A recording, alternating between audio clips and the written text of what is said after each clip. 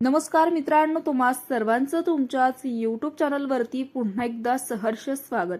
मित्रांनो, तुम्ही जर चॅनलवरती नवीन असाल तर चॅनलला सबस्क्राईब करा।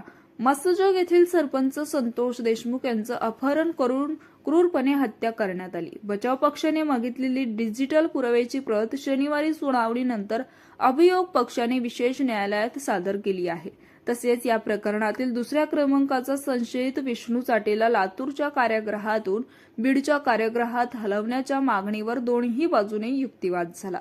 जिल्हा कारागृहात सध्याच्या क्षमतेपेक्षा अधिक कैदी असल्याने विष्णू चाटेला बीडच्या कारागृहात आणण्यावर कारागृह प्रशासनाने हरकत नोंदवली, तर विष्णू चाटेने या मागणीचा यापूर्वीच न्यायालयाला दिलेला अर्ज रद्द केल्याने तोच निर्णय अंतिम समजला जावा असा मुद्दा सरकारी पक्षाने उपस्थित केला।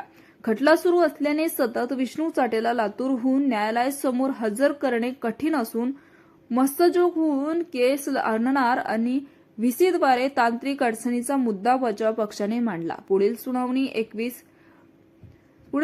21 फेब्रुवारीला होणार आहे। दरम्यान डिजिटल पुराव्याची प्रत अद्यापही आरोपींना मिळाली नसल्याचं बचाव पक्षाने न्यायालयाला सांगितलं होतं। यावर मागणीच्या सुनावणी मागील सुनावणीत न्यायालयाने पुढील सुनावणी अगोदर ही प्रत देण्याचे निर्देश दिले होते। त्यानुसार सरकारी पक्षाने ह्या लॅपटॉप आणि त्यांच्या फॉरेन्सिक लॅबकडून आलेले अहवाल न्यायालयाकडे सादर केले होते। तर मित्रांनो, याविषयी तुमचं मत कमेंट बॉक्समध्ये कळवा आणि चॅनलला सबस्क्राईब करा।